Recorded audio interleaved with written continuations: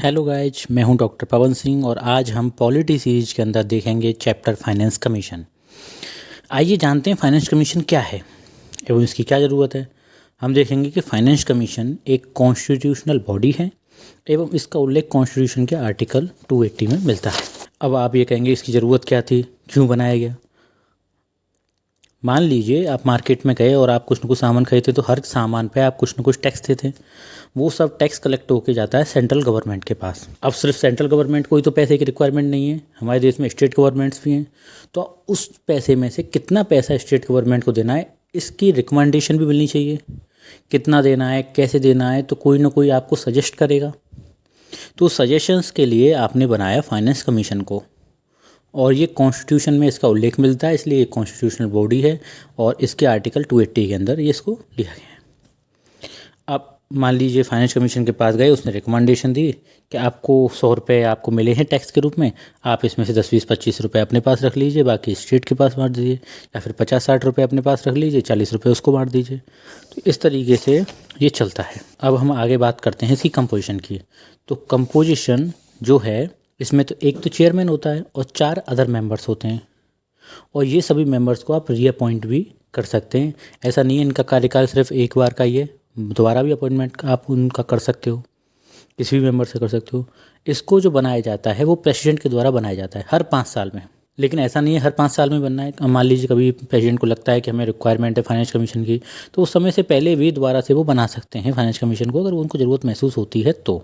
अब हम बात करते हैं इनके फंक्शंस की। फंक्शन इसका वही है, सारा टैक्स जो कलेक्ट होके आया है उसका बंटवारा करना स्टेट और सेंट्रल गवर्नमेंट के बीच में। तो distribution of the net proceeds of taxes between centre and state.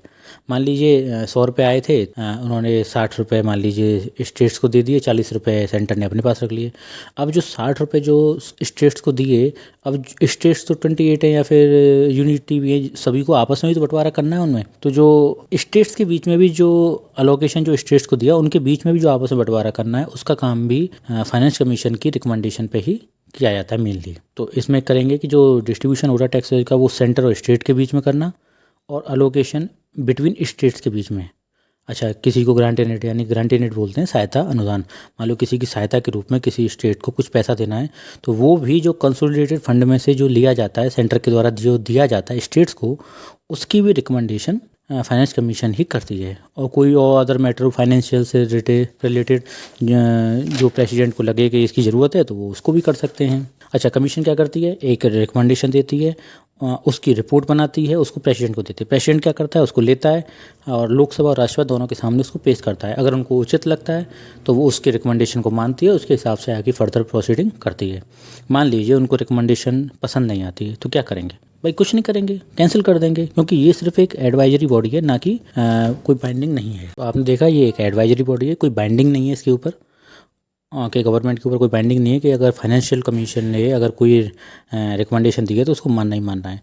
और इसको balancing wheel of fiscal federalism in India भी कहा जाता है, क्योंकि ये जो भी सेंटर और स्टेट्स के बीच में जो पैसे का है लेन देन, उसको आपस में बंटवारा सही तरीके से करने की सलाह देती है, तो इसलिए इसको बैलेंसिंग व्हील भी कहा जाता है। आइए हम एक क्विक रिवीजन भी देख लेते हैं। तो सबसे पहले हम देखेंगे फाइनेंस कमीशन क्या है। आर्टिकल 280 के अंदर आता है, कॉन्स्टिट्यूशनल बॉडी है। इसके मेंबर्स की अगर कंपोजिशन की बात करें तो 1+4 chairman plus other members, reappointment हो सकता है।